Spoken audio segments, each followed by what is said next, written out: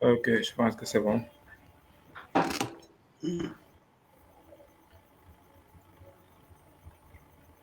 Ok. Donc, merci vraiment, Elif, pour invitation bi nga xam ni moom nga accepté. Donc aussi c'est un honneur aussi pour Xarala aussi ak ñëpp ñi nga xam ni dañuy liggéey ci wàllu technologie ak ñëpp ñi nga xam ni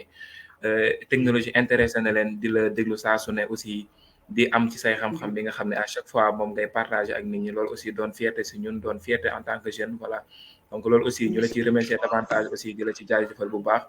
donc aussi di la Merci dalal ak beaucoup. jàmm ci émission bi nga xam ni mooy yow ak Xarala donc émission bi li ko tax a jug mooy jeunes yi nga xam ne ak képp ki nga xam ne innovateur nga ak porteur de projet bi nga xam ne dina jëriñ Sénégal jëriñ suñu askan donc ñu jéem la wane donc ñu jéem la aussi gën a découvrir ñëpp ñi nga xam ne ñooy liggéey ci wàllu woowu donc à chaque fois aussi chaque quinzaine donc ñuy recevoir benn invité donc de passage aussi ñi ngi Ok. nuyu suñu invité yi nga xam ne yëpp ñoom ñoo jàll ci yow ak Xarala yi passé donc tey actuellement ñi ngi ak Ibrahima El Hadj Ibrahima Diago doon software développeur donc aussi doon podcasteur aussi bu Wolof Tech donc sans plus tarder donc rek ñu jox suñu invité voilà donc mu nuyoo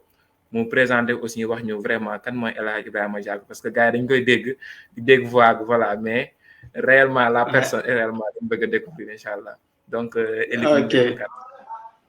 Ok, macha allah maa ngi nuyu bu baax di leen remercier ci invitation bi di leen jaajëfal bu baax ci liggéey bi nga xamante ni aussi yéen a ngi koy def mu nekk liggéey bu am solo mu ngi nekk ci yow ak Xarala bi mais aussi ci yeneen activités yu bëri yi nga xamante ni yéen a ngi koy def maa ngi leen si jaajëfal bu baax a baax a baax. Alors man nag présentation bi du jafe parce que voilà li ma def bëriwul quoi. Alors waaw voilà non non non non. non non dëgg alors man maa ngi tudd El Hadj Ibrahima Diago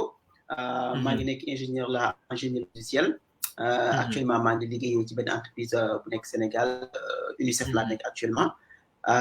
donc en tant que consultant alors voilà kooku mooy El Hadj Ibrahima Diago man aussi maa initié podcast bi tax ngeen invité ma tey mu nekk Wolof Tech alors voilà loolu mooy Ibrahima parce que Ibrahima moom jarul wax ju bëri quoi loolu rek la quoi. non gars yi bëgg nañ xam ndax dañuy dégg voix bi ci podcast bi rek mais xam naa ñi ngi naan kan moo nekk si ginnaaw réellement kan moo nekk si podcast Wolof Tech. si derrière podcast alors man maa ngi jàngee Sénégal déjà Sénégal laa jàngee fii laa juddoo màggee fi yaroo fii tu vois. alors maa ngi def comment dirais-je am sama licence en génie en sécurité informatique benn école bu ñuy wax ESA bu nekk Dakar. alors bi ma amee sama licence en génie logiciel ma intégré benn entreprise buy def développement buy def transfert d'argent en tant que développeur. ma nekk fa pendant 4 ans def naa fa 4 ans 5 ans bi ma fa jógee nag ma monté def naa ay entrepreneuriat jéem tester affaire tu vois et tout ça ma nekk des années. Et après, bon, fait que j'ai une licence essai, mais après, je me suis dit, il fallait que je me reprendre les études. Donc, après 5 ans de travail, je me suis dit, bah, je vais m'attirer parce que je sais que je suis un solo. Et du coup, il ça aussi, quoi. Donc, j'ai démarré étudier, de faire master ici. Et je fait master en France, je fait un stage à l'Université Boulogne. liggéey ay doctorant aussi ay sujet de thèse yu mel noonu et ma ñibbi si waatee Sénégal après depuis quelques mois ma delluwaat encore de Paris ci benn entreprise bi def sécurité informatique donc ma nekk par donc ba ñu may rejoindre après UNICEF en tant que consultant voilà donc ci mooy jaaru El Hadj Ibrahima macha allah je pense que doon parcours bu am solo te nit ñi aussi yaakaar naa ni le parcours aussi dafa doon li nga xam ne nit ñi dañ koy bëgg a dégg parce que nit ki rek peut-être mën nga di ko dégg chaque instant di ko dégg muy def ay podcast wala genre yooyu mais réellement la personne fan la jaar loolu aussi ba am importance la te yaakaar naa ni parcours boobu ñu dégg aussi parcours bu am solo la wane ne aussi nag jeune bi nga xam ni wala képp ki nga xam ni voilà donc bëgg nga def benn liggéey wax nga benn waaye benn mot bu am solo muy wàllu formation ak dem bu di xam-xam te loolu aussi lu am importance la ci wàllu woowu donc sans plus tarder rek xam naa ñu ñëw dugg si dans le vif du sujet donc lu ñu ëppaloon importance tey voilà donc sans plus tarder rek donc ñu xaw a dugg ci dans le général donc jéem a xool fépp fi nga xam ne moom moo gën a yaatu muy wàllu entrepreneuriat donc li nga xam ni moo ñu tax a jóg ci émission bi donc Elite donc yow en tant que podcasteur donc en tant que développeur nga jaar ci parcours bu xam ni bari na donc nga gis entrepreneuriat actuellement au Sénégal nga gis aussi ay jeunes yi nga xam ni ñi ngi jéem a def ay innovation jeunes yi nga xam ni ñi ngi jéem a def ay projet pour jéem a suqali seen dëkk wala génn ci chômage bi nga xam ni actuellement mi ngi gangréné réew mi donc en tant que pas en tant que élite mais en tant que jeune lan nga gisee actuellement jeunes yi nga xam ñoo nekk Sénégal di jéem a entreprendre wala di jéem a def ay pas pour jéem a avancer tàng alors jeunesse bi léegi dañoo tàng quoi c'est-à-dire dañoo nekk yor jeunesse boo xamante ni wax dëgg yàlla en fait ils sont dans tous les états quoi instant bi dañoo bëgg exprimer wu tu vois jeunesse boo xamante ni aussi am nañ jom am nañ fulla am nañ fayda parce que tey yaakaar naa ni jamono bi ni doyee waar ak perturbation yi ni mu bëree ak distraction bi ni mu bëree soo amee jeunesse boo xamante ni gis nañu bëri ñoo xamante ni tey ñoo ngi dem di uti xam-xam dem surtout di taxawal ay mbir parce que ils sont conscients que ne ñëpp état bi mënul jox ñëpp liggéey entreprise bi mënul jox ñëpp liggéey te liñ bëri na donc tey boo gisee jeune yoo xamante ni aussi dañuy jéem a mettre sur place ay initiative di xalaat di teg ay mbir donc loolu dañ koy saluer bu baax te fi mu toll nii li ñu gis mooy que ni bëri na trop Sénégal tu vois jeunes yu bëri instant bi am nañ xam nañ ne il faut que ñu demal seen bopp pour que mu mun a yegg fi nga xamante ne mën nañ bëgg seen rêve yi ñu amoon aussi tu sais bu njëkk Sénégal soo waxaan ne man dama bëgg def ma entreprise wala dama bëgg def benn biir boo xamante ni ça sort un peu ci affaire circuit bi man jàng ba pare dem université dem wuti liggéey déposer sa CV ñu recruter la nga liggéey après noppalu xaar retraite donc tey circuit boobu noonu suñu gisaan jeune boo xamante ni dafay bëgg def leneen lu nekk lu rek dañ naan ko lii lu baax non da nga waane demal nga jàngi maa ngi fàttaliku bi may def première année man ak sama yenn xarit ñu ñëw ne dañoo bëgg créer entreprise dem bokk suñu benn professeur informatique après daf ñu xool ba ñu yàgg nañu dëgg reetaan monsieur la ngay reetaan mu ne non dem leen rek dinañ ci waxaat dans quelques années quoi am lépp nekk ci biir non mais voilà donc pour te dire que ne nekkoon na mbir boo xamante ni même ñi lay jàngal sax gëmuñ doon pratiquement auto-entrepreneuriat dañ naan dafa métti et léegi te le plus souvent lu métti rek dañ naan nañ ko teggee na quoi donc loolu moo nekkoon problème yi ñu bëri mais léegi nag macha allah gars yi ils sont conscients ci affaire boobu noonu mais xalaatoo ne loolu noonu li ko indi mooy par exemple ñun dañoo tëggaalewul par exemple wala suñu société moo judduwaalewul par exemple parce que loolu da nga doon gis à l'avance par exemple suñu papa yi wala suñu yaay dañuy xëy rek voilà di entreprendre dara nga yor benn quincaillerie wala yor benn def maçon di entreprendre petit à petit di dem mais boo xoolee actuellement les jeunes est-ce que loolu demul am benn changement wala lan moo xew ba loolu actuellement changé ba nit ñi gëmatuñ nit ñi kenn ko def entrepreneuriat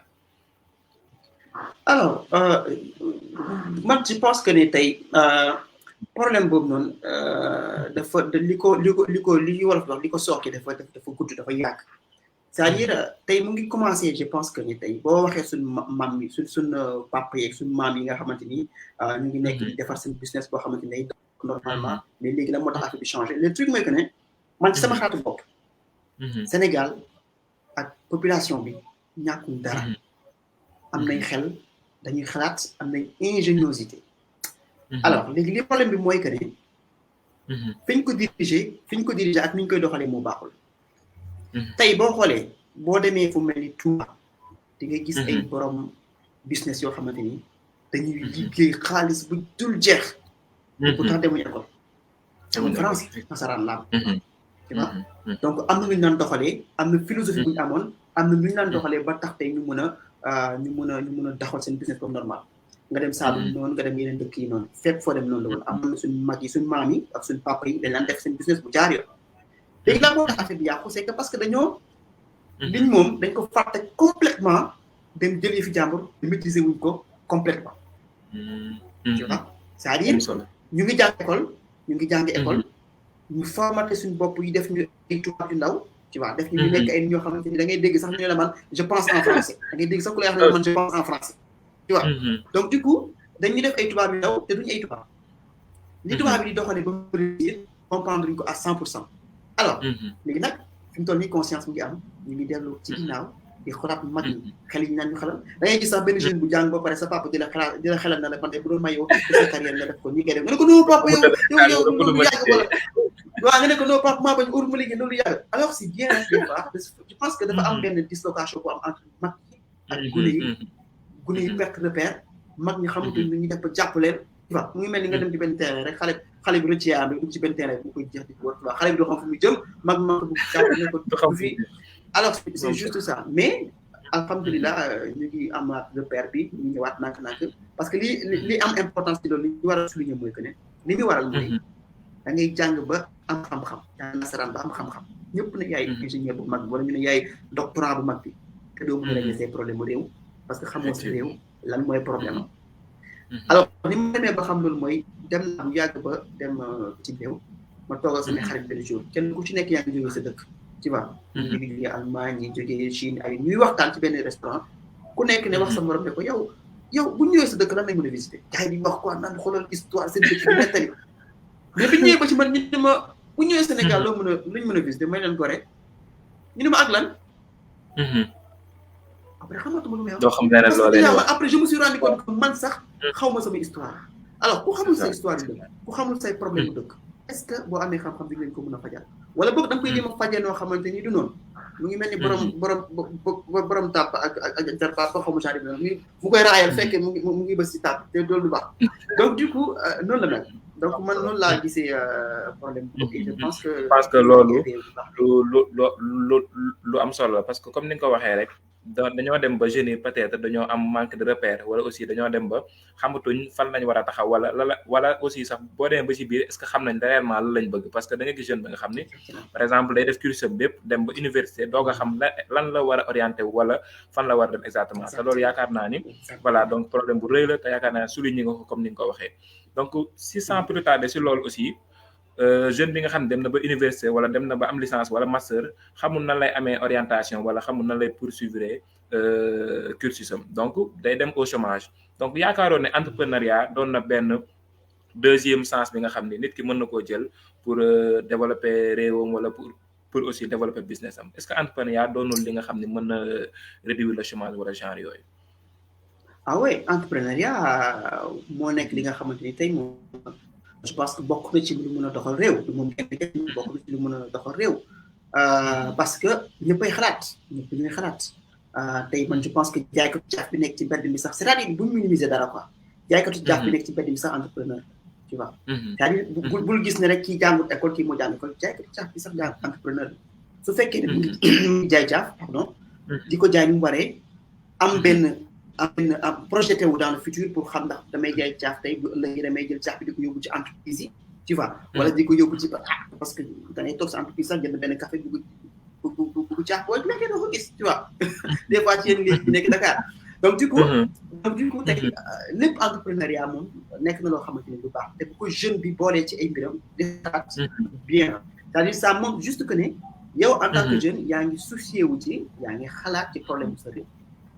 et kuy xalaat ci problème bu réewam donc fit nag après ak jom mooy tax nga jóg nag dékku lu métti dékku lépp pour mën a auto-entreprendre tu vois c'est certes que nag peut-être xam naa dinañ ci dugg après am na yu bëri yoo xamante ni laaj na ko tu vois pour nga entreprendre ay affaires donc mais déjà li si jiitu mooy nga am gëm-gëm bi am fit bi tu vois loolu boo ko amee je pense que dina dem et je pense que man personnellement que auto-entrepreneuriat nekk na loo xamante ni mën na doxal réew mais nag ñëpp mën na nekk ay auto-entrepreneur quoi voilà incha allah je pense que loolu lu am solo la comme ni nga ko souligné donc auto-entrepreneuriat actuellement voilà doon na loo xam ne lu am importance ci nit pour mu mën koo développer ay business am wala pour mu mën a voilà lépp li nga xam ne mën na koo jàng mu mettre en pratique je pense que aussi jeunes yu bëri ci loolu lañu soucié wu pour mën a def auto-entrepreneuriat donc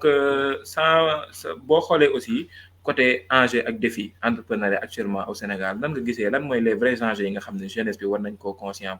pour entreprendre actuellement. Bon je pense que déjà problème yi bëri na waaw problème yi nekk dëkk bi bëri na et je pense que aussi mën nañ diversifier tu vois mën nañ diversifier affaire bu ñu focus ci benn affaire rek kuy entreprendre ne ci lii lay entreprendre tu vois yaa ngi dégg xarala yu bees yi encore une fois xarala yu bees yi informatique outil la pour régler des problèmes de la vie tu vois problème de la vie tey di nga gis ku dund ba dee peut-être du jànkuwanteel ak ay problème xarala yu bees bon am naa léegi c'est difficile parce que téléphone yi et tout ça mais réellement quoi tu vois donc du coup tey xarala yu bees yi outil la pour régler problème de la vie problème mu santé problème mu agriculture problème mu élevage ak yu demee noonu donc ñun suñu ay priorité bokkut ak peut-être ak priorité yeneen dëkk yi maanaam dëkk tubaab bi France États-Unis ak mais donc ñun am nañ suñuy propre problème yoo xam ne moo fi nekk je pense que auto-entrepreneuriat bu ñu koy def aussi nañ viser bu baax cible bi nañ viser bu baax ban secteur lañ koy def mu nekk loo xamante ni day amal dëkk bi jëriñ parce que lii auto-entrepreneur yi je pense que des fois li ñuy sama genre yi ay li ñuy am problème mooy que ne da ngay jékki-jékki toog sa néeg yeewu gént benn affaire rek tu vois wala nga yeewu ne su ko defoon war na baax de xaar mu mettre en place après tu passes 4 mois 5 mois di ci liggéey doo ko wax kenn nga non su ma ko waxee dañ ko sàcc alors nekk yow li ngay wax pendant 5 mois 6 mois 7 mois nit ñi soxla wuñ ko quoi tu vois alors que voilà gars yi weex nañ ko wala soxla wuñ ko sax alors que tey soo wàccee si terrain bi xool li ñuy soxla saa fois teg ñoom mu waxtaan ak ñoom c'est-à-dire travail boobu dafa am solo nga waxtaan ak ñoom maa ngi fàttaliku bi may am na benn jamono ma naan wax entrepreneuriat pour ci ay affaires maanaam affaire financement participatif pour agriculteurs yi mais je me souviens autant dañoo jël passe dem ci dëkk yi di waxtaan ak nit ñi biir Dakar ci yenn kii ñuy jaay ay légumes yi ñu dem di waxtaan ak ñoom yor suñu ay papiers mais on était bizarre quand même bu ñu ñëwee seen kanam ne leen non dañ leen laaj ay questions mais dañuy xoolaat alors donc amuñ culture boobu tu vois lu ñu bëgg je pense que tey loolu war nañ ko def enjeu bi bëri na c'est-à-dire li ñu war a mën a def bëri na agriculture élevage nañ xool c'est-à-dire balaa ngay régler problème bu sori bul sori xoolal autour de toi rek di nga gis benn problème boo xam ne mën nga ko régler nga utiliser xam-xam bi nga am mën na nekk informatique mën na nekk géographie mën na nekk leneen ak leneen nga utiliser xam-xam boobu pour trouver solution je pense que loolu la xam macha allah je pense que loolu moom ku ko dégg rek am nga ci jàngat bu rëy parce que comme ni nga ko expliqué aussi ci sa dernier point mooy nga bañ a sori ci sa environnement parce que fépp fi nga xam ne jege nga ko am na ay problèmes yooyu dund am na lépp li nga xam ne yaa ngi koy jànkonteel mën nga ci indi ay solution donc beneen cas bi nga indi mooy côté descendre sur le terrain parce que jeunes yi boo xoolee yu bëri ci théorie bi la ñuy gën di nekk sa néeg di liggéey ci benn projet 10 ans 20 ans donc du la amal benn importance mais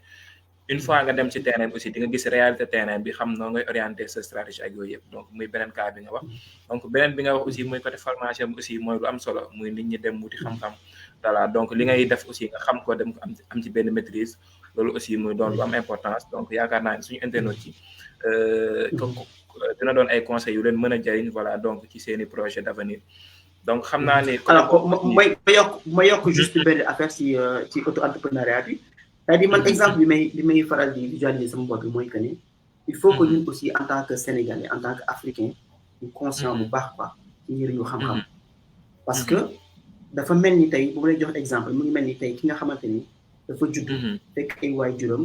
liggéey lu bëri seen àdduna ay oto am ay kër am ay lépp kooku tey ñàkk bu yaafusul dina am point de départ dina am bagage bu départ yaa ngi comprendre mais bu yaafusee du am dara tey nag je pense que Afrique aussi dañoo nekk situation boo xamante ni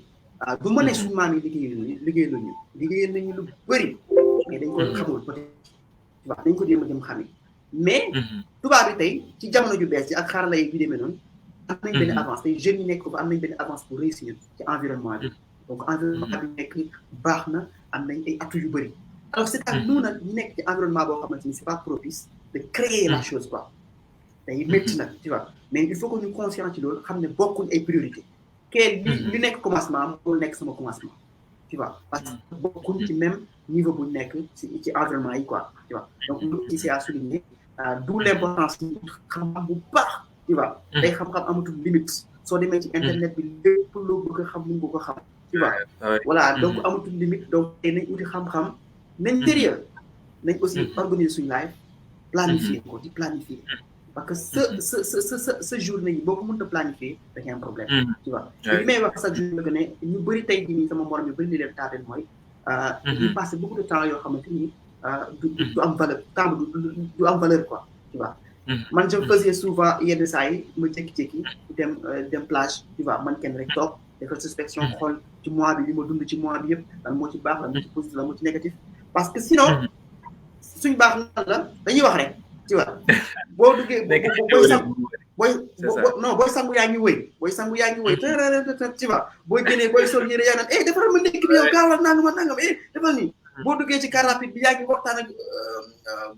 kii bi apprenti temtaan nga xulóog moom fii lay wàcc boo yeggee bureau balaa ngay commencé liggéey di nga def 30 minutes salutation gars yi nangam ak nangam tu vois soo jëlee dem añ yaa ngi wax soo reeree yaa ngi wax soo ñëwee téléphone nag boo wàccee nag ba ñëw sa kër gi nag yaa ngi jël téléphone bi ci illimix tu vois yaa ngi ci illimix waxtaan ak soxna si peut-être wala waxtaan ak copine bi tu vois alors tu vas faire 2 heures 3 heures de temps après nu ngay nelawee ci téléphone alors quand est-ce que dañuy am temps pour toog il y a beaucoup de temps perdu voilà donc loolu aussi aspect la boo xamante ni c'est à souligner quoi pour nga mën a auto-entreprendre bu baax il faut être organisé quoi. ok macha allah je pense que entrepreneur yi mag yëpp aussi foofu la ñuy rawante ci organisation ak planification donc aussi doon na lu am important ci képp ki nga xam ne bëgg na def auto-entrepreneuriat wala nga bëgg a doon entrepreneur bu mag donc yaakaar naa ni contexte telu bi ci revenir yaakaar naa ni ñëpp dégg nañ ko te doon na loo xam ne lépp lu am solo la donc Elite ñu xaw a gën a xuus tuuti ci biir. donc dem li nga xam ne yow moom mooy sa liggéey ak aussi li ngay def mu doon innovation bu mag ci nga xam ne yàgguñ koo gis wala duñ ko dégg ci réew mi donc peut-être aussi dañ ko dégg ci yeneen réew yi voilà yàgg koo dégg ci yeneen voilà yeneen plateforme yi mais actuellement au Sénégal ngay def liggéey bu am solo muy wàllu podcast ñu bëri xamuñ podcast aussi peut-être aussi bu amee ñu ko découvrir aussi yàggul ci dañ ko découvrir podcast Elite boo ñu ko doon définir podcast ku ko mës a dégg lan nga koy définir lan mooy podcast réellement. alors pour être simple. pour que ñu mën a comprendre. podcast ay audio la ay émission la yoo xamante ni dañ koy def. mu nekk audio. tu vois. ay audio la yoo xamante ni day disponible sur internet. tu vois bokkul li ko uutale ak rajo. li ko uutale presque comme rajo la. mais li ko uutale comme rajo. mooy gars yi non gars yi dem temps nga gis ku la message ne la fréquence bi nan la. ne la fréquence mais yow ban rajo nga nekk tu vois donc du coup comme rajo la mais émission yi def dañ koy programmer enregistrer ko wala mën a nekk direct aussi nga dugal ko ci benn bërëb sur internet de telle sorte que nit ku bëgg déglu affaire bi day dem foofu noonu ci lien bi ñu koy jox bu mun ko dégg xam nga rajo bu ñu fa war a def benn émission su la waxtu bi rombé da ngay ñaan ñu defaat rediffusion tu vois bu ñu def rediffusion doo ko mën a amaat wala ñoom ñu enregistré ko ci seen ay flux def ko quelque part mais donc loolu mooy podcast donc ay émission la yoo xam ne dañ koy def en audio comme rajo la émission yi la dañ koy enregistré def ko ci bërëb ba nga xamante ni ku ko soxlaati rek ak 10 ans 15 ans mu nga dem tere ko déglu ko tu vois te boo koy déglu aussi soit ñu ngi ko déglu ci internet ci sa navigateur directement wala am na ay application yoo xamante ni boo may foofu ñëpp ñuy def podcast dañ leen fa regroupé nga xamante ni mun nga tàpp noo podcast bi nga bëgg déglu rek nga gis épisode yi def yëpp nga mun ko déglu voilà macha allah je pense que réponse bu claire la te yaakaar naa ni ñëpp dégg nañ voilà différence entre rajo ak podcast donc loolu aussi mu doon lu am importance parce que ñu bëri dañuy dégg nit ki def podcast ñu yaakaar ni voilà rajo lay liggéey wala genre yooyu donc yaakaar naa ni Elite question réponse bi ci itam mu doon réponse bu am solo donc Elite nga créé benn podcast bu ñuy wax Wolof Tech donc mu doon podcast bi nga xam ni ci wàllu technologie ak wàllu innovation lay wax mais en wolof lan moo la poussé nga am création boobu wala am degré d'innovation boobu nga lancé Wolof Tech lan moo la si poussé réellement nga mën a lancé innovation boobu. alors question bu am solo nga posé Bamba c'est-à-dire li ma poussé ba ma créé Wolof c'est juste parce que toog naa ko yoo xamante ni amoon naa tout du temps parce que comme avec Covid bi et tout ça télétravail laa def naa télétravail presque pendant 2 ans presque 2 ans mais presque pas donc du coup amoon nga tuuti donc conditions yi xawoon na changé tuuti quoi tu vois nga xam ne di nga mën a toog yenn saa yi di ko tuuti ci yenn affaire yi alors donc du coup mu dajal aussi fekk na am na ay jeunes yi yoo xam ne des fois dañu am ñi am sama WhatsApp dañu may am message ma laaj technologie yi nag defee voilà li ko alors li ma seetlu après ci laaj yooyu yëpp ak ci interaction yi may am ak nit ñi dama gis ne des fois nit ñi ils sont très forts ci yenn technologie comprendre nañ technologie comprendre nañ nañu développer site yi comprendre nañu defee mais des fois li ñuy manqué mooy culture générale wala ñu xam exactement mboot bi nekk ci biir quoi parce que gis nga mbir boo demul ba xam mbóot bi rek doo ko mën a façonner doo ko mën a def comme ni nga bëggee tu vois tey boo demee ba xam mbóotu làkku français bu la neexee nga làkk français comme la neexee ainsi de suite soo demee ba xam mbóotu comme électricité aménagement bu nekk bu ko def installation bu nekk bu ko def donc lépp looy def rek dafa mën a donc di ko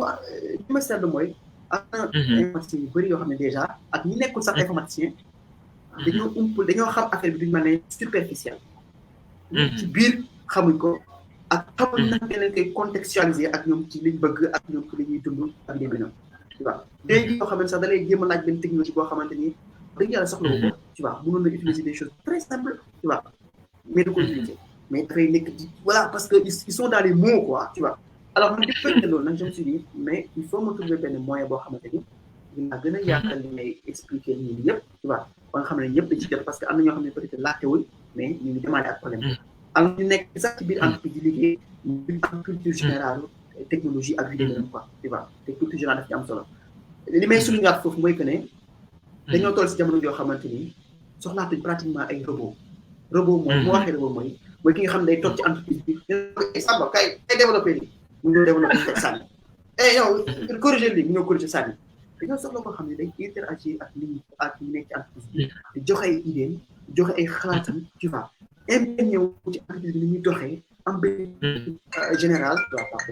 am benn culture générale et aussi waaw mën a interagir ak différentes sections yi nekk ci entreprise am voilà nekk nit ku ubbeeku quoi pas comme ni ci information bu njëkk di nekk ay geek boo xamante dañuy ñëw toog benn place rek tu vois ak seen butéelu café ak seen pa voilà seen butéelu café seen pâte noobu fu ñoom ci ay dàll yu baax tu vois alors le temps là évolue parce que maintenant dañoo bëgg gën a ubbee tu vois donc loolu moo tax man ma créé mais xaar naa indi benn solution bi may indi solution nag xalaat naa lu bëri mais naa def ay vidéo tu vois mais naa xalaatoon naa ay vidéo en français xalaatoon naa ay affaires yu bëri tout en français tu vois mais yàlla dimbale ma ba jamono jooju aussi daajal may lire ay livre Cheikh Anta Diop tu vois parce que bi ma xawee am temps tuuti ma liraat livre ci demaat ay voilà alors bi may lire Cheikh Anta Diop dafa benn tout sama bopp bi quoi tu vois ma ne podcast bi ma war a def solution bi ma war a def du woon sax podcast man solution bi ma war a def olof laa koy defee tu vois ma ne attends léegi comme olof laa koy def ban canal moo gën a baax ma ne bu fekkee vidéo yi la dafa métti parce que doo am temps déjà montage beeg affaire yu bëri te vidéo nga seetaan ko aussi c'est bien nag vidéo baax na tu vois mais pour nga seetaan ko des fois il faut nga teewlu des fois dañoo xool nit ñi sax gis karawam bi def ni yëreen bi xotteeku nga intéressé wu di loolu fàttali li ñuy wax quoi tu vois wala ainsi de suite ma ne non bàyyi ma def ko lu gën a simple mooy ay audio te comme audio la bàyyi ma jël format podcast bi bu fekk na man depuis des années déjà maa ngi déglu ay podcast yu bëri tu vois donc du coup ma ne bàyyi ma def podcast bi donc noonu la wala teg vidéo ba tey ñu toll ci quoi voilà macha allah je pense que loolu lu am solo la ci ni nga tàmbalee ba fii nga toll ci Wolof Tech tey mu doon podcast bi may bëgg na wax ne daanaka muy podcast yi ñuy gën a déglu ci Sénégal voilà donc man à chaque instant damay gis ñu bëri ñu nga xam ne damay dajeek ñoom ñu naan Wolof Tech xarala voilà donc ci wàllu langue bi ak genre mu doon lu am solo aussi donc nga jël langue olof aussi donc comme sànq ni nga waxee ci Cheikh Anta Diop donc mu yàgg a défendre tout ce qui est langue aussi ndax réew aussi langue moom moo koy développé te réew aussi boo xoolee ñëpp ñi nga xam ne dañuy développé seen réew yi ci seen làkk réew lañ koy jàngee donc mu doon lu am solo mu doon innovation aussi nga koy def en wolof donc amoon nga ay difficultés certes donc mais nan nga surmonter difficultés yooyu surtout avec la langue wolof nan nga doon jéem a ak technologie ni mu xaw a diisee bari code nan nga avancé ci yow si sa problème yooyu noonu surtout côté langue bi. ok alors xam nga déjà li ñuy wax mooy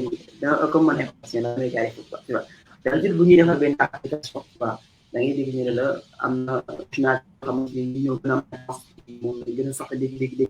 am yoo xamante ay naaj xeeb la quoi tu vois voilà yoo xamante ni voilà rafetal la baax na quoi bu ko amul aussi teew dina xam la même chose idée lay am noonu lay doxee c'est-à-dire lu may dugg ni dama naan lan moo ci gën a am solo actuellement tu vois nekkee ci loolu après nag ñu door liggéey ci booy rafetal li koy gën a baaxal li koy gën a jëm kanam parce que lu mu tax ñu évoluer parce que soo sumbandooree lu métti rek lu gën a compliqué li rek après wala nga jaxase yëpp rek après mun nga dem ba sax solution du am quoi da ngay bloqué fii la bloqué quoi alors ci noonu ma ne dama koy def wala non mais su ma jëlee application bi m'engage man personnellement donc ça je sama gis-gis la mais c'est vrai que tey mën a war a fekk wala pur tu vois comme voilà ay ñoom ay kàngam lañ ci olof tu vois wala ay waa jàng wala mais dama ne comme man sama objectif première ma nekk fexe ba li la plupart des Sénégalais di wax jeunesse bi di comprendre tu vois li ñuy waxee tu vois parce que dañ ne nit bu nekk ci biir pour nga génne ko ci danga fekk ci loolu boo xam ne ànd ak moom génne ko donc ma ne comme li Sénégalais yëpp di wax naa wax li Sénégalais di wax waaw jaxase français day anglais bi yëpp ñu def buñ commencé rek buñ commencé tu vois buñ commencé ba ñu intéressé wu ba nit ñi xam di commencé dina ci def affaire yu sérieux yi affaire yu gën a baaxee nag tu vois di commencé wax ay jollosu tu vois di commencé wax ay lëkkaay tu vois commencé indi commencé wolof bu xóot donc dina fekk boobaa nit ñi topp ñu si biir mais début bi c'est vraiment difficile na trop parce que man aussi stratégie bi ma jëlaat pour expliquer na affaire yi mooy que ne au lieu que nga jël bëgg kur benn mot buy signifier benn affaire mais utal defal benn phrase en wolof ñu expliquer benn contexte tu vois soo bëggee expliquer lan mooy benn affaire ci informatique lan mooy déploiement nga bëgg nekk na ngay chercher mot déploiement mais day jafe mais utal benn phrase en wolof buy expliquer buy natal luy déploiement nga wax ko donc du coup man noonu laa avancé di avancé boo xoolee premier épisode bi man kenn maa ko def tu vois après ma commencé invité ay nit parce que li tax boo def booy man aw ma xam-xam bi yëpp quoi tu vois nit ñi aussi ñoo lay mottali tu vois nit ñi ku nekk am na expertise tu vois man développement laa jàng ak demee noonu mais am na ñoo xamante ni ñoom jàng nañ yeneen tam nañ gën a bëri voilà spécialisé wu ma ci langage yëpp tu vois donc du coup moo tax ma invité ñeneen ñi mais invitation aussi amoon na problème parce que da ngay invité nit après nga ne wolof lañ koy def mu ne wuu non wolof non dina jafe dina jafe ma ne ko mais yow ma ne ko mais t'inquiète pas on va faire du wolof comme ni ko di ñëpp xamee c'est vrai que dañ ci dugal ay mots français mais nañ dem rek après ci kanam dina gën a baax alors sant yàlla nag ba tey jii nii léegi ba si jamono yi passé maa ngi commencé léegi di am ay idée am ay projet yoo xamante ni mooy jublu ci wàllum dama wax wala puriture tu vois ànd ci nag ak ñi nga xamante ni ñoo ci liggéey parce que du ma linguiste tu vois maa ngi ciy liggéey ak ay linguiste pour ñu yenn proposition yu gën a intéressant déjà boo xoolee ci épisode bi ma bëgg def à chaque fois ci fin bi def ay mots yoo xamante ni ay mots wolof la ñu wax ci traduire et noonu la ñuy def nit ba voilà boole ci lépp nga xam ne gën a développé macha allah macha allah je pense que loolu lu am solo parce que aussi jaar-jaar bi aussi voilà donc dañ koy bëgg di ko découvrir aussi fan la nit ki jaar ba teg benn affaire parce que nit ñi rek la forme rek la ñuy gis tey li nga xam ne moom lañ développé moom la ñuy gis mais fii nit ki jaar aussi doon na lu am importance yaakaar naa ne aussi expliquer que nga ko ci li ko langue wolof bi ak aussi jafe-jafe yi nga xam ne jaar nga ci donc nga créer benn podcast bu ñuy wax Wolof Tech donc comme sànq ni nga ko waxee ngay invité ay nit di waxtaan ci ay xam-xam ak genre yooyu donc yan produit wala yan genre service nga xam ne moom ngay proposer ci biir podcast bi donc nan la podcast bi di doxee invitation ak lépp lan ngay offrir ak réellement ci say audience ak ci say clients. ok alors li may offrir man du may woy sax client waaw parce que client la dafa mel ni xaalis wala non podcast non podcast amul xaalis amul xaalis quoi tu vois mais ni góorgóorlu rek quoi mais non laaxatuñu tey en fait podcast bi boo xoolee tey jii voilà dañ koy def parce que dañ ko bëgg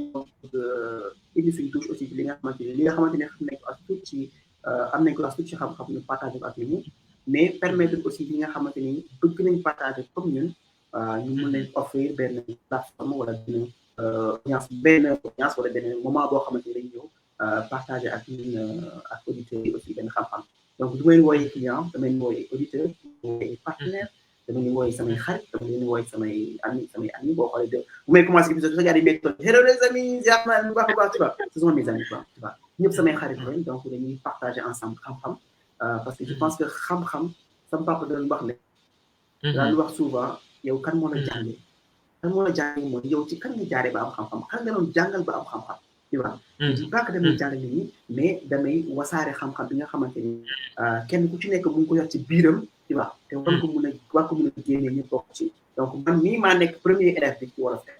wax ñëpp xam ko man maa nekk premier élève bi ci Wolof Tech parce que képp ku ma invité rek balaa muy dem dina ma jox xam-xam bu bëri donc man premier tu vois donc nag ñeneen ñi door a ñëw tu vois voilà parce que balaa may génne épisode am naa xam jëm naa si génne ba pare quoi voilà tu vois donc du coup voilà donc du coup loolu la te li ñuy defee épisode yi nag c'est nag yombul travail métti la tu vois y a pas am na ay fàcc yoo xamante ni travail bu métti la daf ci conséquence yëpp mais boo amee organisation bu baax da nga koy mën a gérer balaa ñu dinañ envoyé ñu processus bi mais mooy que ne dañuy def recherche ci thème ñu war a aborder thème boobu ñu recherche tuuti parce que mettre à niveau suñu bopp wala jéem a def connaissance su def ci suñu paree ñu xool kan lañu war a ci thème boobu noonu kan moo gën a accessible ñu waxtaan ci thème ñu envoyé message waxtaan ak moom ba invité ko suñ ko invité ba am benn xam waaye déjà groupe bi moom xam déjà lañu war a waxtaan parce que li tax loolu am importance mooy que des fois di nga gis nit nañ ñëw ci émission amul ma mun na juum mun na jàtt mun na xabaabal tu vois des fois di am waa nit xabaabal wax bu wax tu vois émission donc du coup pour analyser lépp nag tey nga am feuille de route yoo xamante da ngay mën a def dañuy préparer aussi script c'est-à-dire bu war a wax liggéey kan tu vois préparer script émission bi xamante ni ñu départé ñu ko ñu en tant qu'animateur xam transition yi war a def mun a pertinent avant aussi en avant ñu passe de publication yi ci internet bi préparé ba ak ñi may jàppale suñu paree émission bi monté ko même en ligne ba pare defar yoo xam ne ñu defaat ci internet bi tu vois après voilà ñu doon ci jot donc travail bu bëri la ci biir te boo xoolee léegi ñu ngi def ñaari épisode par semaine maanaam mercredi ak samedi voilà ak samedi macha allah je pense que loolu lu am solo la parce que comme ni nga ko expliqué aussi benn liggéey yombul te yaakaar naa ne aussi liggéey podcast voilà donc doon la nga xam ne yombul donc ci à la montage beeg donc invitation yeeg voilà donc loolu lépp aussi mu doon lu am solo pour am benn rendu bi nga xam ne rendu final bu intéressant lay doon te yaakaar naa ni képp kuy déglu Wolof Tech donc boo playlist bi rek donc di nga début bi rek voilà da ngay am envie écouter podcast bi voilà donc invitation aussi doon invitation yu am solo donc à chaque fois aussi boo bëggee jàng dara boo duggee ci podcast Wolof Tech bi di nga ci mën a jàng yu bari parce que ay invité de marque lañu fay dugal voilà donc loolu aussi ñu ngi la ciy jaajëfal bu baax a baax donc xam naa ni ñu dugg aussi ci wàllu ñi nga xam ne ñoo bëgg a def par exemple podcast donc bëgg a doon benn élite wala genre bëgg a lancer seen podcast yan message wala ban conseil ngay jox jeune bi nga xam ne moo bëgg a lancer en tant que métier podcasteur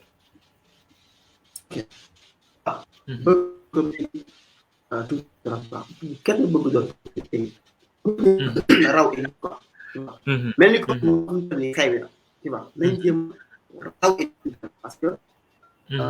après commencé podcast peut-être xam na ko fi dem cherche di ko wër ko ak man day xaw a dagg tuuti allo waaw son bi mooy xaw a allo oui waaw c'est bon waaw ok alors je dis donc du coup tey jii def podcast en fait yomb xool juste yow déjà nga am thème nga bëgg def sa tu vas wax ci nga xool man ci baax boo parce que da ngay am feeling bi am amour bi après nga def mais aussi nga xool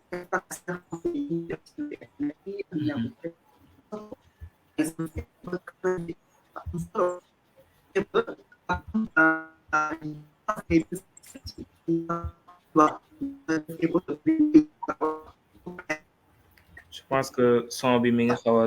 day xaw a dagg ba tey parce que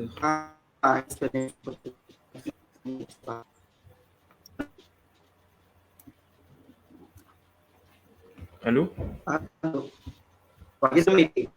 c'est bon yaa ngi may dégg bu baax waaw je pense que day xaw a dagg yenn saa yi rek mais c'est bon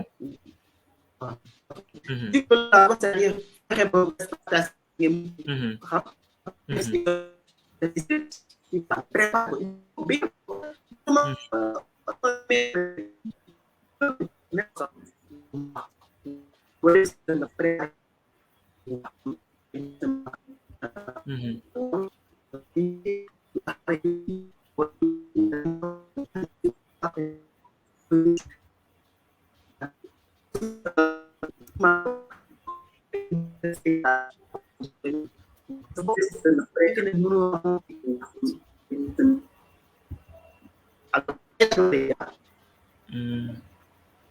Je pense que ñu signalé dafa am problème de son.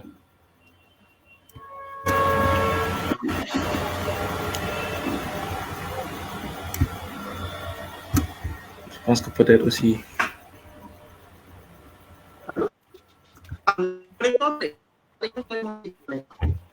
Allô? waaw maa lay dégg day xaw a dagg yenn saa xam naa moo tax ñu ko doon signalé.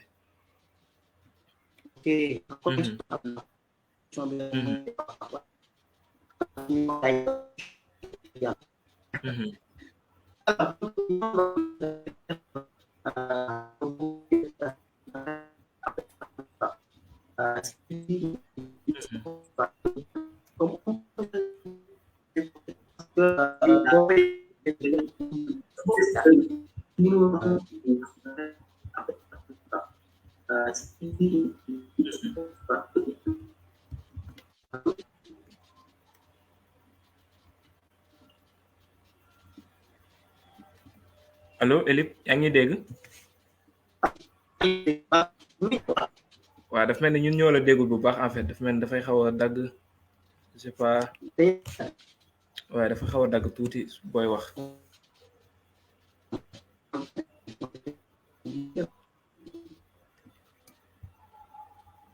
peut-être xam naa ci réseau bi la aussi dafay xaw a dagg.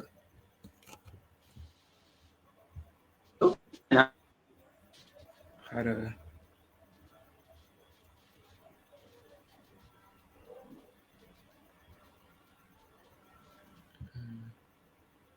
xam naa peut-être côté réseau bi la pour ajouter.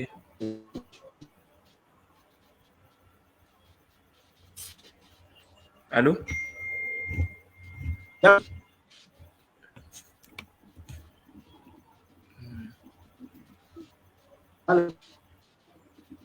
allo oui Elip yaa ngi dégg bu baax. waaw maa lay dégg waaw dafa mel ne doon.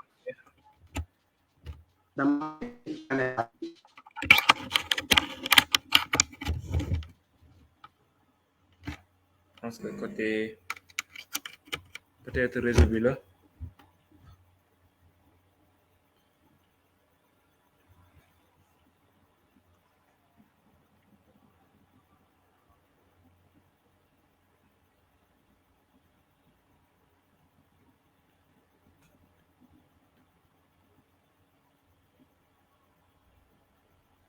je pense que dañoo amoon quelques soucis de connexion mais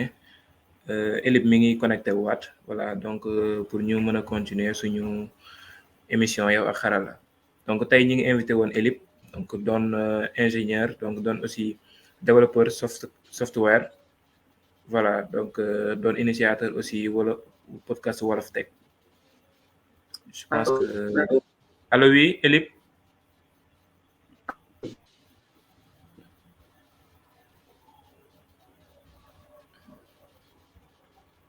Elip yaa ngi dégg bu baax. waaw maa ngi dégg bu baax. voilà je pense que baaxaat na aussi sa image moo ñëwul rek je pense. sa caméra waaw man maa ko désactivé je pense que pour connexion bi la voilà d'accord je pense que mën nga continuer donc ci fànn bi ñu nekkoon donc muy doon ci ñi nga xam ne ñoo bëgg a def podcast voilà donc yan conseil ak yan suggestion nga leen di jox pour ñu bëgg a lancer wu. wax sànq rek te bu doon dagg c'est-à-dire conseil mu nekk ci amul ci dugal nekk bu la ci dugalee même bu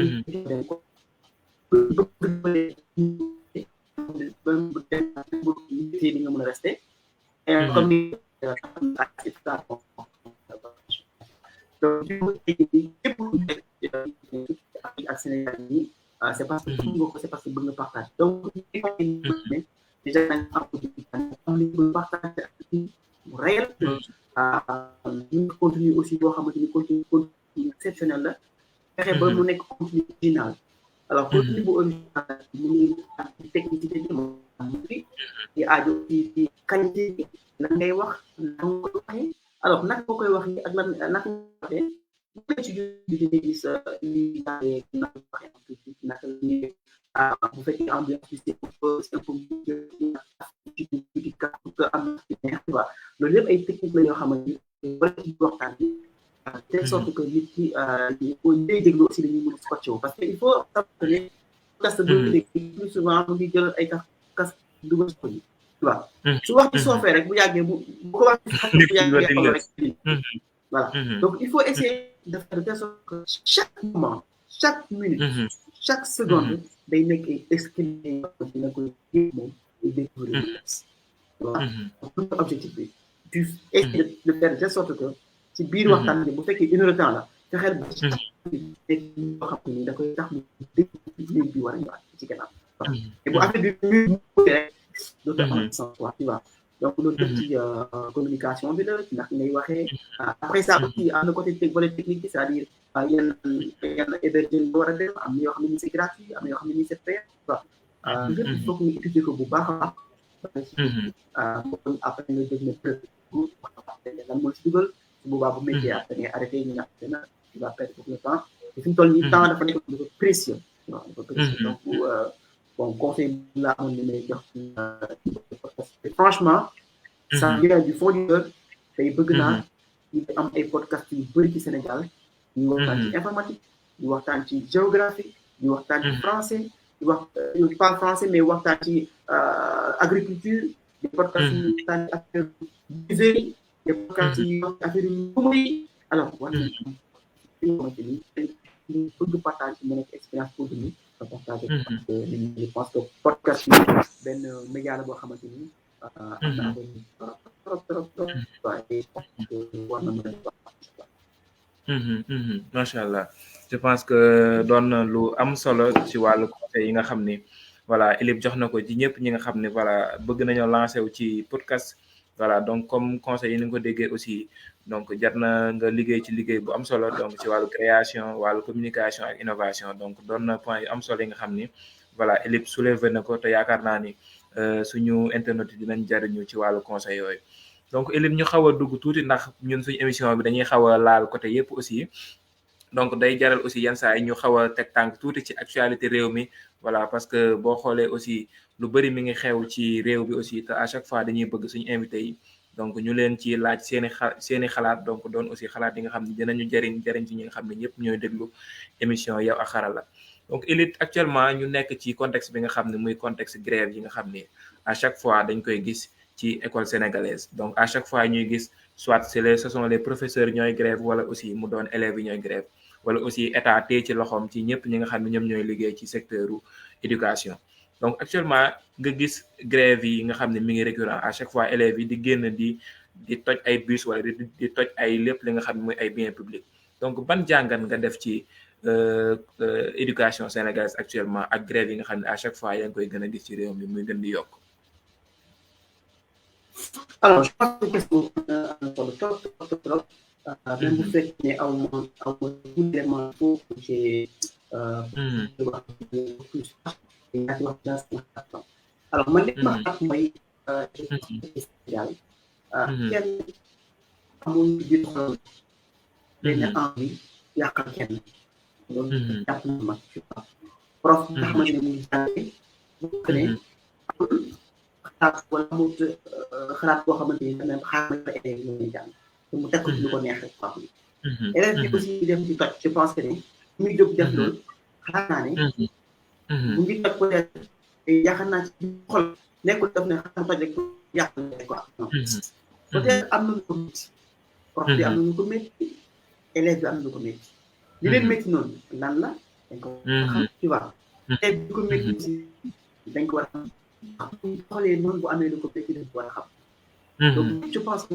ay mbir la yoo xamante ni dafa sax pour dëkk bu kii boo xamante ni bien organisé ñu dugg sociologie pour ñu xam lan moo tax xale yi ànd ak xaar lan moo tax xale yi fi meree mënuñu ko ci dialogue waxtaan tu vois normalement mais lan moo tax ñu yëngu tu vois parce que du yëngu boobu noonu moo ko qualifié ne ils sont violents dañoo bon parce que xale Sénégal bonuñ tu vois xale Sénégal bonuñ ils sont hyper gentils tu vois am nga dinañ ko bon maam Sénégal am danga mën a yee njaboot et tout ça donc je pense que ñun problème du ñaar ci kër problème du ñaar ci àdduna mais il faut que tey ñu jiite dama xel te moo ko kenn ku ci nekk la ko sa problème jéem ko naka la ñuy résoudre bu fekkee comme ni ko ñëwee benn at yooyu ñu toog pour lañ ko résoudre mais xam ne peut-être li may conseil peut-être nii nekk juste dina ànd dina utiliser seen xol bañuy topp seen xol ci baax ñu réfléchir bu baax li ñuy def mag ñi aussi professeurs yi ak yeneen defi noonu ñu aussi ñu am na yërmande ne école seen ay doole ko am nga kenn jàng sax xanaa jël sa image bopp xool xale kon bi nekk sa ko jàngal leen tu vois donc nañu am yërmande boobu aussi si jeunesse bi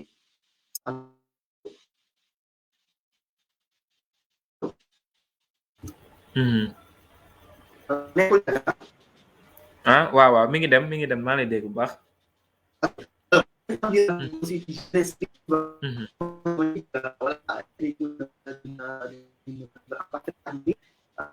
comme kii aussi gouvernement bi aussi gën dañ mooy nañ xool li ñu war a ci ñaan yi macha allah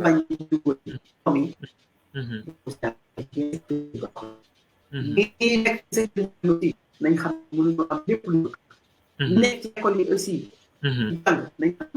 confortable bi war yëpp noonu dañ xam ne ñun ñoo am xam-xam te gis nga xam boo see am boo am xam-xam jàppa la mos a jëriñ sa àdduna donc xam-xam boo gën a woon ñàkk ko lii tax nga ñàkk nag ko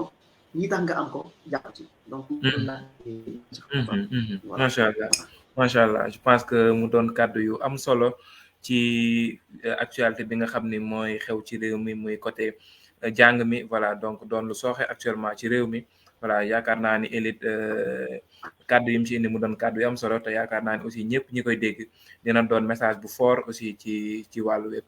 donc Elite ñu xaw a nekk ci suñu fin wu émission voilà donc xanaa rek mais daal une heure de temps rek lañ ñuy jox daal mun naa war nañoo kaas pour ñu yokk moom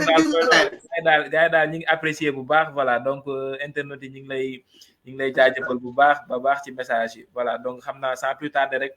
ñu jël quelques questions yi nga xam ni gars yi ñu ngi koy poser voilà donc ñu jox ko suñu invité donc El Hadji Ibrahima Diago donc après loolu rek xanaa ñu ñëw ci perspective yi ak ku bëgg a jot Elite donc nan ngay def xanaa sans plus tarder rek pour question bi mu doon Lucien Mendy donc Lucien mu laaj ni comment se former pour un podcasteur donc je pense que question bi sax Elite xawoon na cee laal mais xam naa mu ñëwaat ci rek est-ce que formation podcast wala genre est-ce que am na fii nii actuellement ñu koy def wala nan ngay def pour former un podcast. alors man de sama jën wax yàlla ci Sénégal fii bëgguma ko former ay ñuy former podcast mais il faut soit des postes dafa volonté ay mbir dafa volonté côté technique nga mën a mute parce que dafa boole nga mën a def sa script boobu dafa tey nga mën a aussi wax nga mën a wax expression waaw donc tey je me dis que ne ki bu ko bëre podcast ñu nga dem jàng yem xool naka la ñuy waxee en public naka la ñuy animer tu vois mën na jàng aussi ci nga xamante ni dafa montage parce que ni kenn parce que di am kenn tu vois c'est-à-dire mooy ñu bëgg ay audacity parce que nga xam ne moom la ñu def pour montage ci mel ni am possibilité parce que visuel yow am connaissance ci ko ñu ko defee ak ay illustration yooyu tu vois donc ay xam-xam yu bëri la yoo xam ne tey boo ci duggee ba gis xam yëpp benn bu ci nekk bu nga dem jàng wala def pour podcast léegi li ci des mooy lan ngay def podcast ci moom loolu ingéniosité voilà yoo xamante ni bàyyi ci grand xamante ne man ba wax ci affaire machin kese lay wax dañ di interview maanaam laay nekk Sénégal je pense ay idée la yoo xam ne moom koy wax ko mun ngeen ma gis ci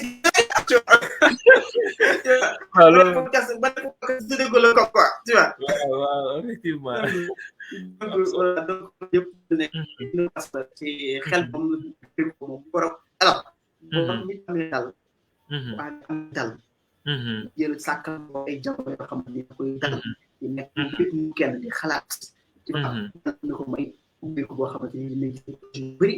ñu gis yu bëri mën ko def mais aussi nga nekk en phase d'exploration ak nit ñi di communiquer ak nit ñi sans pourtant sax comme li gars yi def coytu ay affaire non non da ngay waxtaan ni sérieusement pour xam seen problème après boo gisee nag yàlla mën na lay wan ay solution yoo xamante ni moom voilà mën nga ci xam def innovation voilà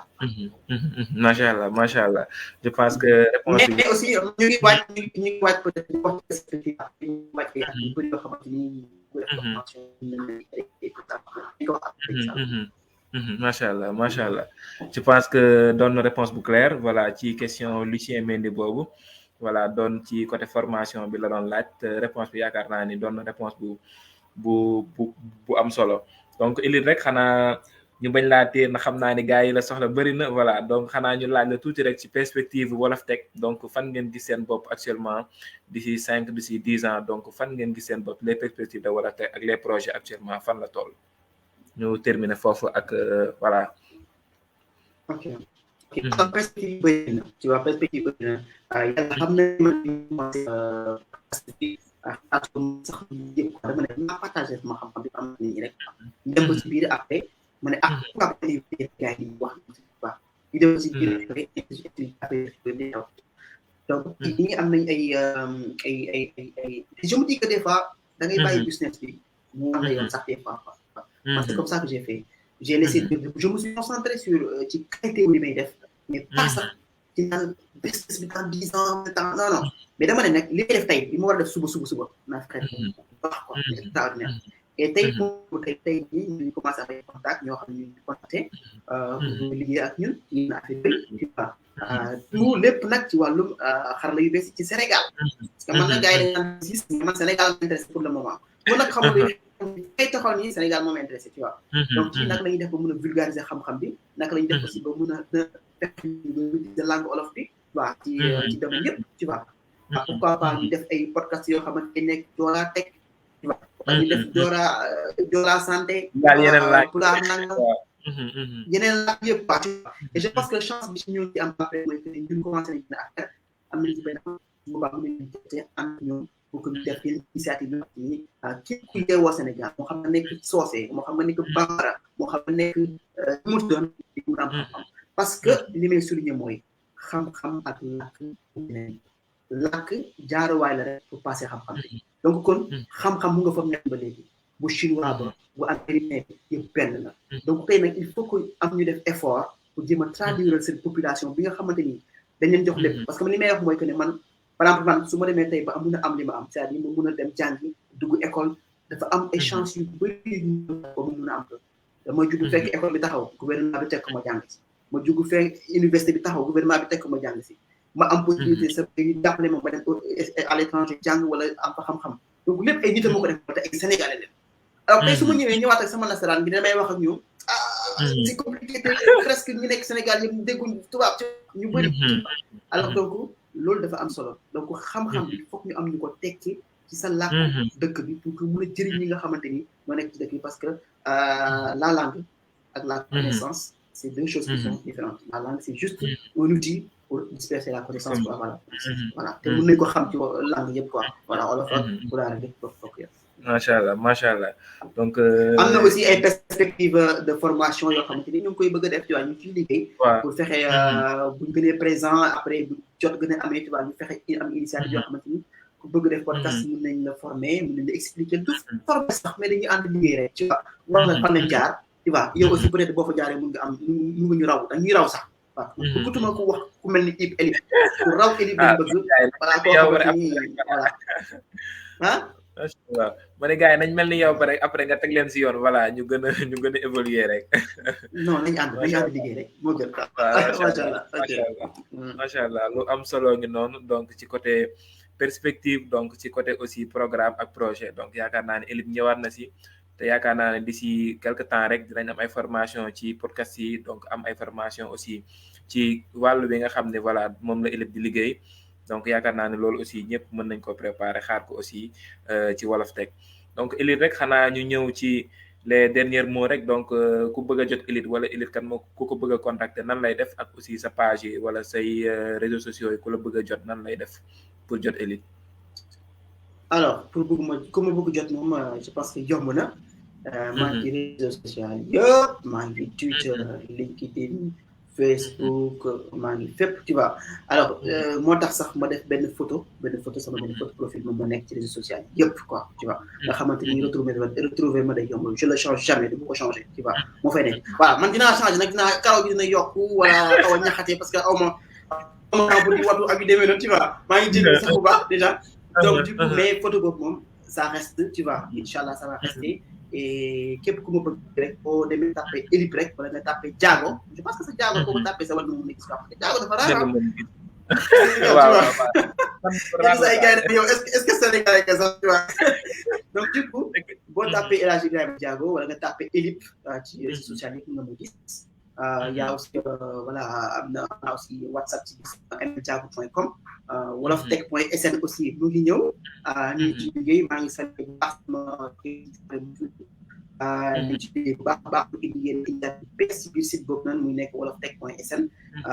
donc dina am ay surprise yu bëri daal yoo xamante ni ñu incha allah te ku ma bëgg contacter mën nga ma contacter pour partenariat pour sponsoring pour plein de choses lépp loo xamante ni daal voilà pour ngeen ko rek ngeen ma contacter ci réseaux sociaux incha allah. macha allah je pense que mu doon lu am solo ci wàllu woowu donc ñi ngi lancer aussi appel ci ñëpp ñi nga xam ne dañuy bëgg a liggéey Elib donc en tant que partenaire wala sponsor voilà donc ndax aussi ñi ngi sponsoriser ay voilà mën naa wax émission yi nga xam ni voilà jëriñu ñu lu ëpp donc yaakaar naa ni ku sponsoriser genre émission yi wala genre podcast yi nga xam ne Wolof Tech la voilà di nga jëriñ jeunes yi di nga jëriñ ñëpp ñi nga xam ne ñu ngi liggéey ci wàllu technologie ak numérique donc looloo doonoon suñu message donc en tant que voilà donc ñëpp ñi nga xam ne ñi ngi suivre podcast Wolof Tech donc Elib rek xanaa ñu jox la nga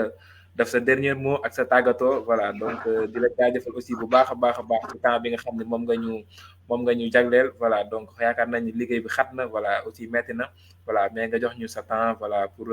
xam-xam bi nga xam ne moom nga yor nga partage ak jeunes yi partage ak ñëpp ñi nga xam ne ñoom lay déglu voilà donc nga mën a ñëw sa dernier mot rek maa ngi déjà li may njëkk wax mooy maa ngi remercier Ousseynou bu baax a baax Ousseynou parce que bi ma njëkk commencé épisode moo njëkk je sais pas bokk na ci première suñu njëkk été ci podcast ci wax et déjà moo ma porté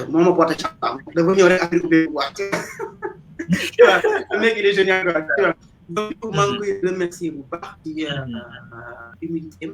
partagé tu vois dina naan waxtaan tu vois maa ngi koy remercier bu baax di ko jaajëfal aussi ci liggéey bu mag bi ñuy def tu vois parce que xam nga boo ñëwee di liggéey ci benn mbir man ak moom bi ñuy def sorantewul tu vois mais boo xoolee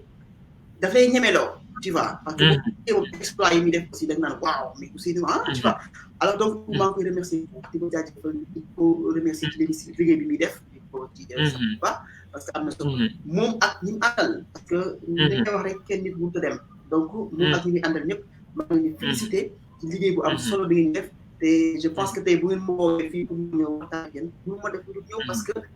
voilà sama devoir la ma ñëw quoi sama devoir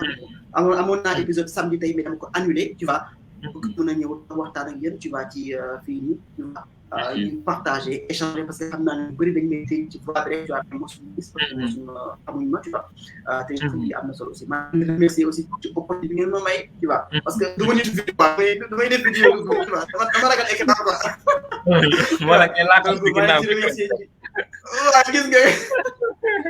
macha allah tey maa ngi remercier ci opportunité bi tu vois ngeen jox ma mun nañu aussi gars gis ma découvrir ma voilà tu vois di leen ñaanal bu baax a baax yal na yàlla jox ko mbir yi yàlla may leen lu ëpp li ngeen di jot wala yàlla may leen wér yaram 2022 bi mu nekk année boo xamante ni année de prospérité lay doon année boo xamante ni ci la gis lépp ubbi ko nit ñi di amee xam-xam bu bëri mais aussi ci la nit ñi di amee xaalis bu bëri rawatina waa Xarala voilà.